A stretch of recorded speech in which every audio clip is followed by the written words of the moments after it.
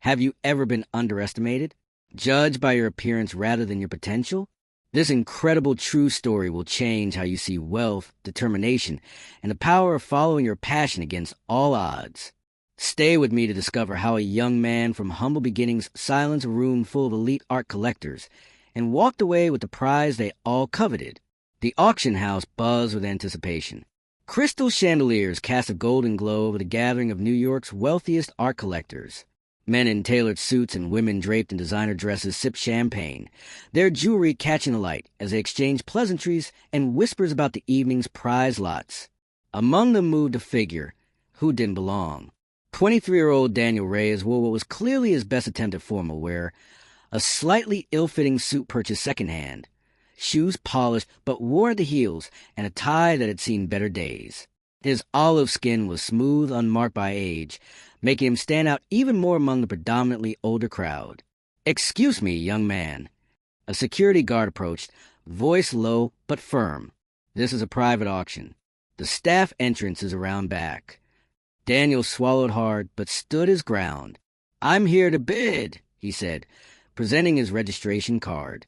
The guard examined it with obvious skepticism before reluctantly stepping aside. As Daniel made his way to an empty seat near the back, whispers and sideways glances followed him. A woman in pearls leaned toward her companion.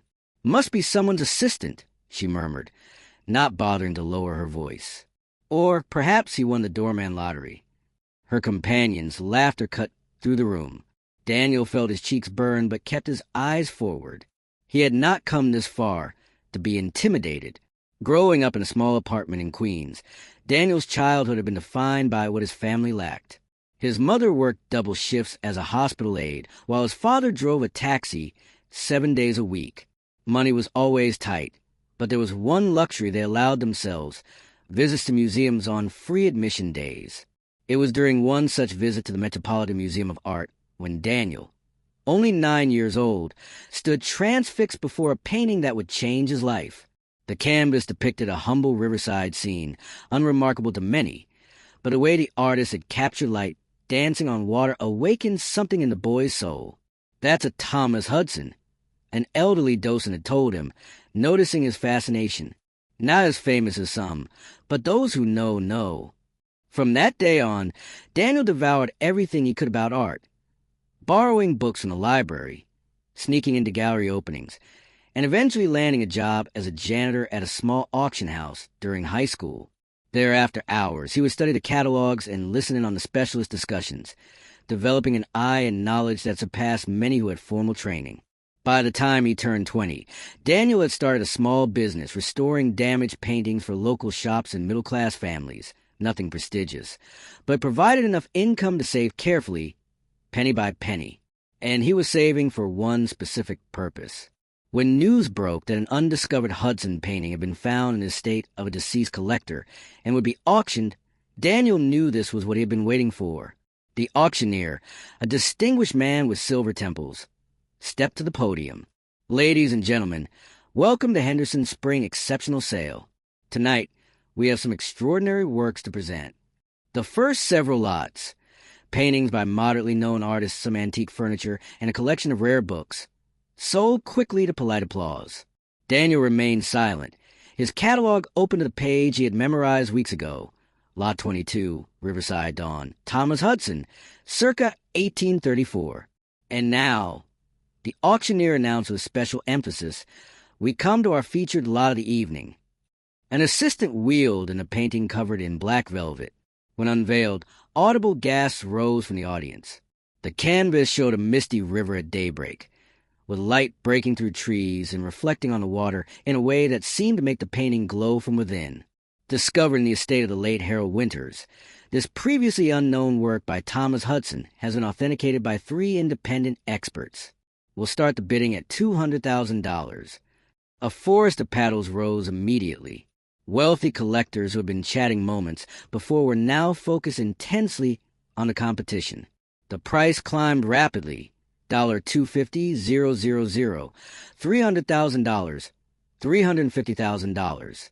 As the bidding reached $500,000, the field narrowed to just 3 serious contenders: a silver-haired woman in red seated near the front, a stern-looking man representing an absent buyer on the phone, and a famous gallery owner known for his ruthless acquisition tactics. Daniel sat motionless, watching the battle unfold. His hand gripped his paddle, number 49, but remained lowered. $750,000 from the gentleman on the phone. The auctioneer called. "Do I hear $800,000? The woman in red raised her paddle. $850,000? The gallery owner nodded curtly. $900,000 to the lady in red. $950,000. Another nod from the gallery owner. We're at $950,000, ladies and gentlemen. $950,000 for this extraordinary Hudson. Do I hear $1 million? The woman hesitated, then slowly raised her paddle. $1 million. We have $1 million for the Hudson. Do I hear $1,100,000? The phone bidder dropped out. It was down to the woman and the gallery owner. $1,200,000. The auctioneer called after the gallery owner's bid. The woman in red shook her head slightly. She was out. $1,200,000 going once. Daniel's heart hammered in his chest. It was now or never. Going twice. Daniel raised paddle number 49. $1,500,000, he called, his voice carrying clearly across the suddenly silent room. All heads turned. The gallery owner twisted in his seat, staring in disbelief at the young man in the back row. Murmurs swept through the crowd, followed by chuckles and outright laughter from some corners. "I believe the young man is confused about the proceedings," someone called out. The auctioneer paused, studying Daniel with a measured gaze. "Sir, are you aware of the bid you just placed?" Daniel met his eyes steadily. "Yes, $1,500,000 for the Hudson." More laughter rippled through the audience. The gallery owner turned to his companion and whispered something that made them both smile condescendingly. The auctioneer maintained his professional composure. "Very well. We have $1,500,000 from paddle number 49. Do I hear $1,600,000? The smirk faded from the gallery owner's face as he realized the bid was being taken seriously. He raised his paddle again. $1,700,000. Daniel counted immediately. The gallery owner's jaw tightened. $1,800,000. Daniel didn't hesitate. $2 million. A shocked silence fell over the room. The laughter had died entirely now, replaced by confusion and disbelief. Who was this young man in the cheap suit, and how could he possibly have the funds to back such bids? The gallery owner conferred urgently with his associate before reluctantly raising his paddle one last time. $2,100,000. Daniel took a deep breath. This was the moment he had prepared for, the culmination of countless hours of work and years of sacrifice. $3 million, he said clearly. The collective gasp was audible. The gallery owner's face flushed red. He stood up abruptly, whispered something harsh to his associate, and strode toward the exit. $3 million, the auctioneer repeated, his professional demeanor finally showing cracks of surprise. $3 million going once, going twice. The room held its breath. Sold to paddle number 49 for $3 million. All eyes followed Daniel as he made his way to the administrative office after the auction concluded. The whispers had transformed from mocking laughter to bewildered speculation. Who was this young man? A secret heir? A front for some anonymous billionaire? Nobody believed he could possibly complete the purchase on his own. The auction house's director, Mr. Henderson himself, waited with a tight smile that didn't reach his eyes. "Congratulations on your successful bid, Mr. Reyes. If you'll follow me, we can discuss payment arrangements." The wood-paneled office felt like a courtroom to Daniel, with Henderson and two associates sitting across from him at an imposing mahogany desk. "Now then," Henderson began, his tone suggesting he was speaking to a child, "I understand the excitement of auction can sometimes lead to impulsive behavior. We have protocols for situations where bidders may have overextended themselves." Daniel met his gaze steadily. "I intend to complete the purchase as agreed." The three men exchanged glances. "Perhaps you don't fully understand," Henderson continued. The final price is $3 million, with our buyer's premium bringing the total to $3,600,000. We require payment within 7 business days. I understand perfectly, Daniel replied, removing a folder from his worn leather messenger bag. I prepared a bank transfer authorization for full amount to be processed immediately. Henderson accepted the document with visible skepticism that quickly turned to astonishment as he reviewed the papers. He looked up, studying Daniel with new eyes. This appears to be an order. May I ask how someone of your background comes to possess such funds? Daniel's story began 5 years earlier, when his talent for art restoration had caught the attention of Mrs. Elena Vasquez, an elderly widow whose husband had left her a modest collection of paintings.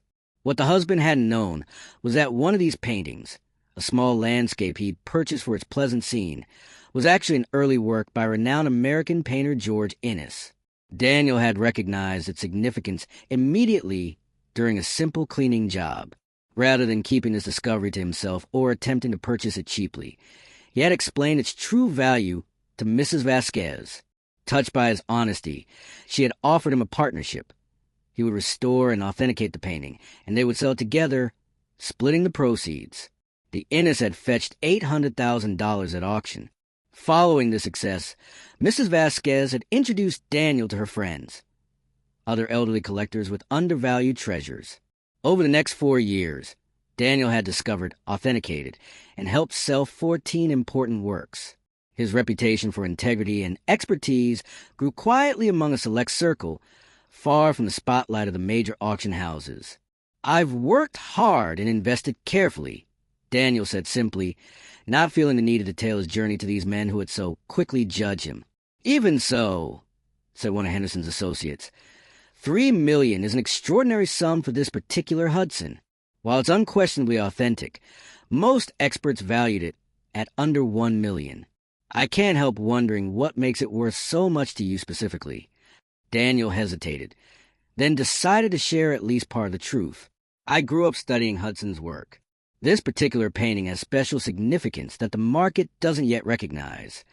What Daniel didn't mention was that he had discovered something about Thomas Hudson during his research, something that none of the so-called experts had noticed. Hudson had been more than just a landscape painter. He had been a key but uncredited figure in the Underground Railroad, helping enslaved people escape to freedom in the North before the Civil War. His paintings, Daniel had concluded after years of study, contained subtle coded messages for those who knew how to read them. The positioning of certain trees, the direction of water flow, the placement of stars, all formed a hidden map for those seeking freedom.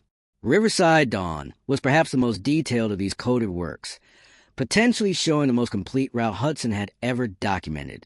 If Daniel could prove his theory, and he was close, this painting would not only be worth far more than what he'd paid, but would also rewrite American art history.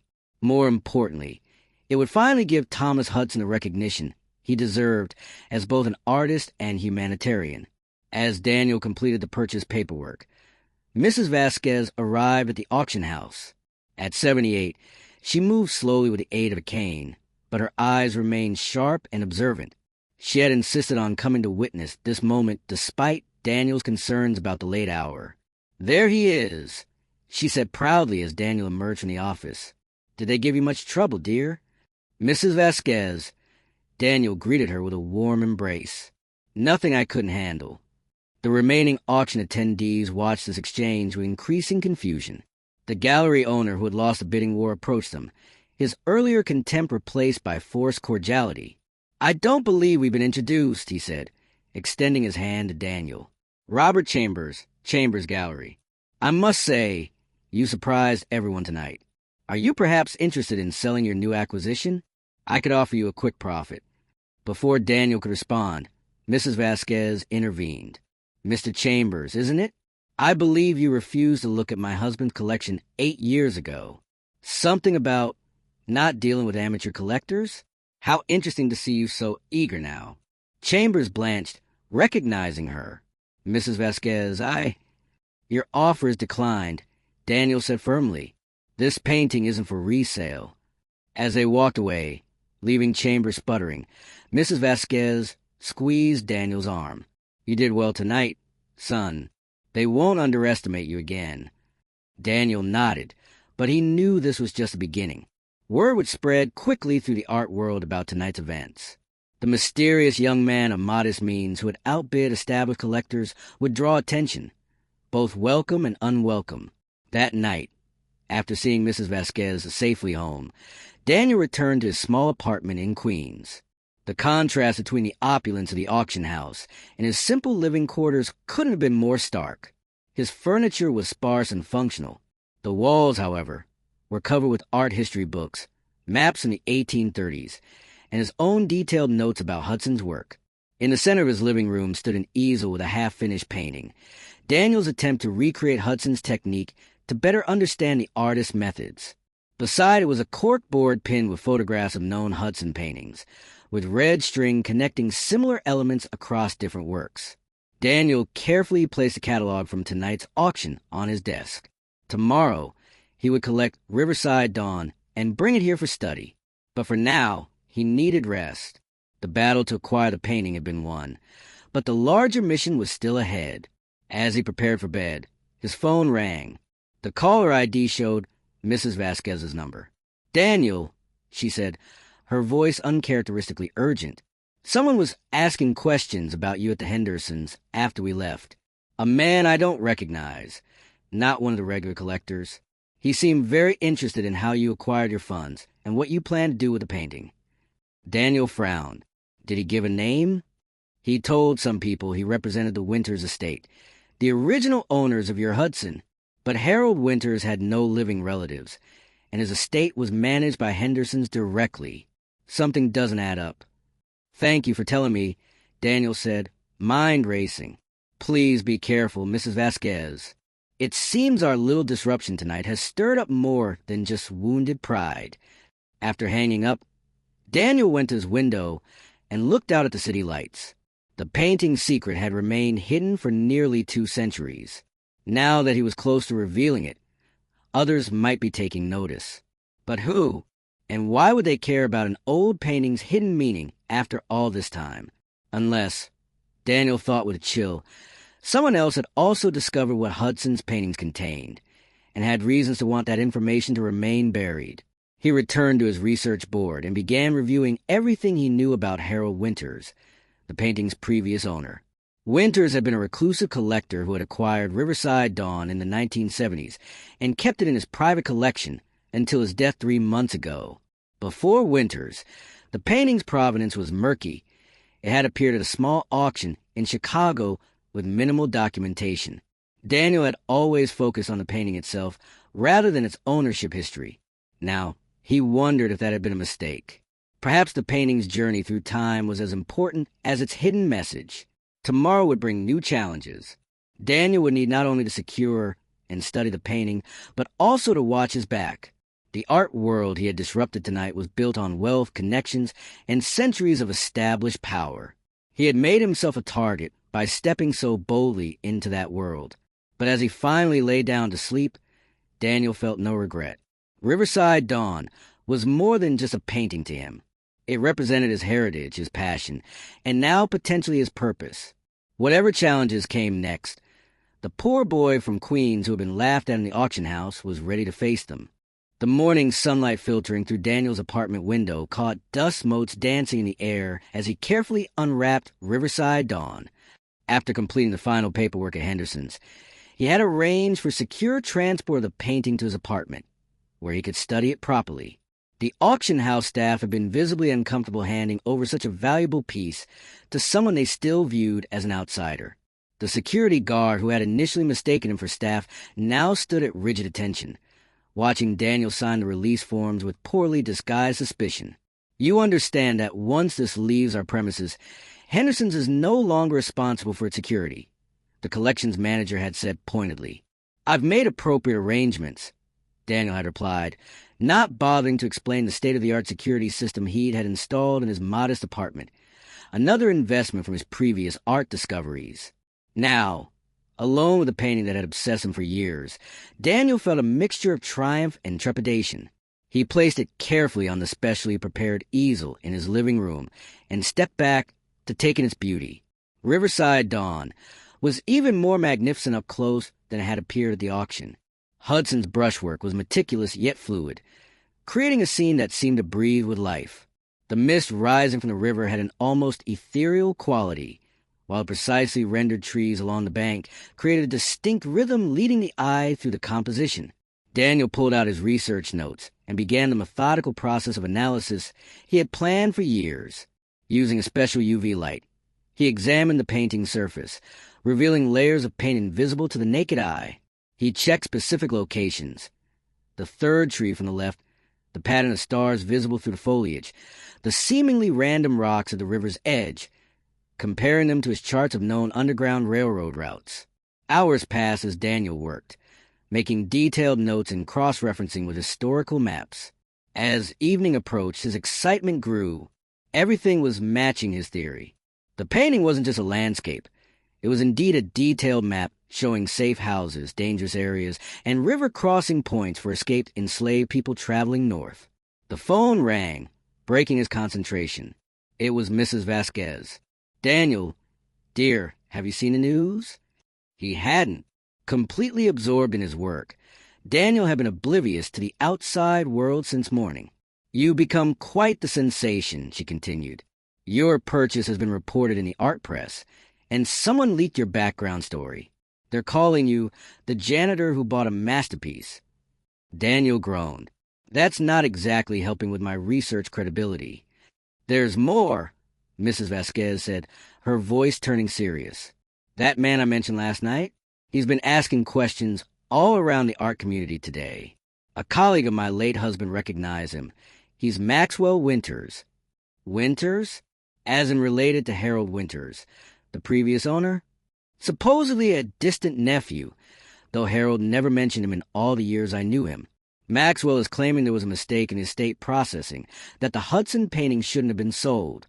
Daniel frowned. "That's not possible. Henderson's would have verified the estate documentation thoroughly before accepting such a valuable consignment. Unless someone at Henderson's was compromised," Mrs. Vasquez suggested. "Be careful, Daniel. Maxwell Winters has powerful connections." After hanging up, Daniel returned to the painting with renewed urgency. If someone was attempting to challenge his ownership, he needed to complete his research quickly. Around midnight, as Daniel was photographing details of the river configuration, a sharp knock came at his door. Instantly alert, he checked the security camera feed on his phone.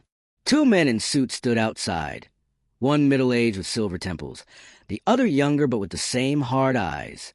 "Mr. Reyes," called the older man, Maxwell Winters. "I believe we need to talk about my uncle's painting." Daniel didn't respond, silently gathering his most important notes and the high-resolution photos he'd taken. These men's arrival confirmed his suspicions. Someone else knew about Hudson's secret maps. "We know you're in there, Reyes." Winters called again, more insistently. "This can be handled civilly or not. Your choice."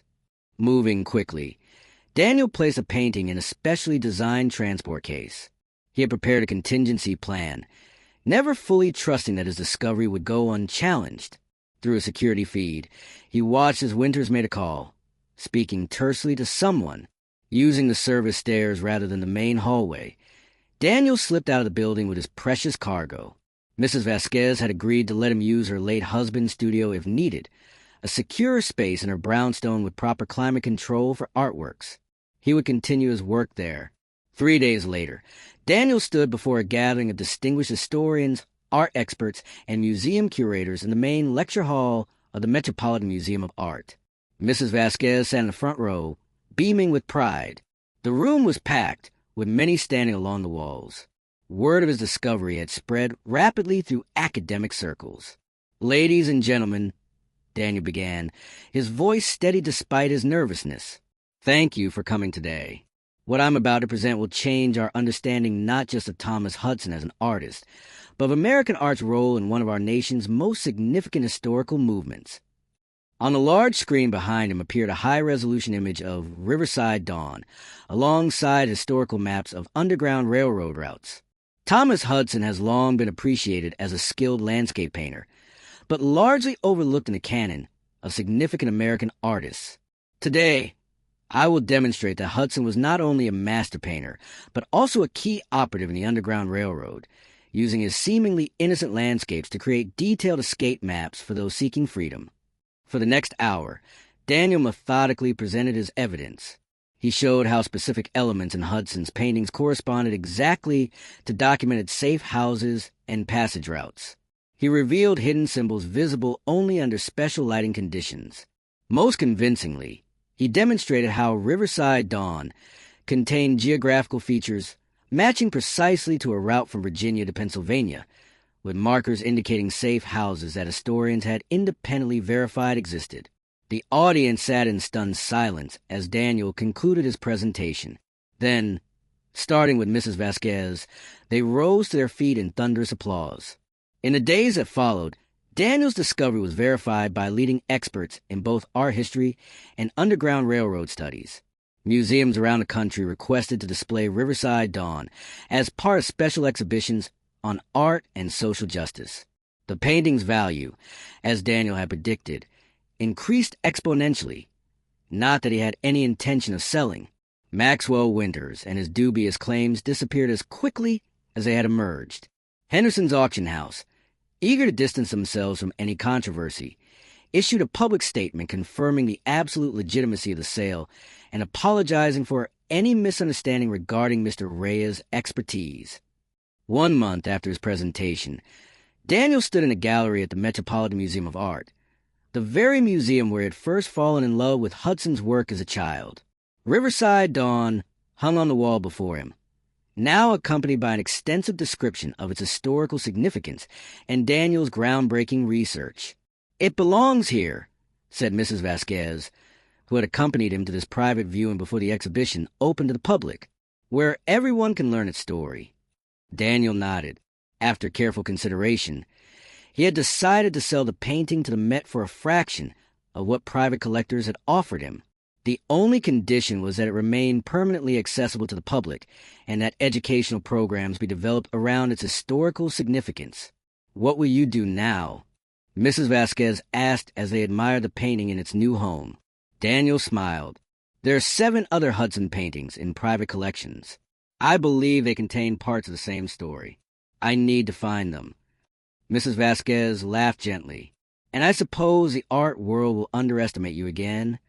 "Probably," Daniel replied, thinking of the auction house and the collectors who had laughed at the poor boy in the ill-fitting suit. But not for long. As they turned to leave, Daniel noticed a group of school children entering the gallery, a teacher guiding them toward Riverside Dawn. They were from a public school in Queens, children much like he had once been, with backgrounds similar to his own. "And this," the teacher was saying, "is the famous Hudson painting discovered by Daniel Reyes, who grew up right here in our neighborhood." The children gazed in wonder, first at the painting and then at the photograph of Daniel included in the exhibition. One small boy raised his hand. "Miss, can we meet him someday?" The man who found the secret map. Daniel stepped forward, smiling. "Actually, you can meet him today." The children's eyes widened in recognition and excitement, gathering around him with countless questions. As Daniel began explaining how art could change lives and reveal hidden histories, he realized he had found another purpose beyond his research, inspiring the next generation to look beyond appearances, to seek deeper truths, and to never let others' judgments limit their dreams. The poor boy from Queens who had been laughed at in the auction house had not only secured his place in the art world, but had also rewritten history, all because he looked more deeply and cared more passionately than those who had too quickly dismissed him. As he answered the children's eager questions, Daniel caught Mrs. Vasquez wiping away a tear of pride.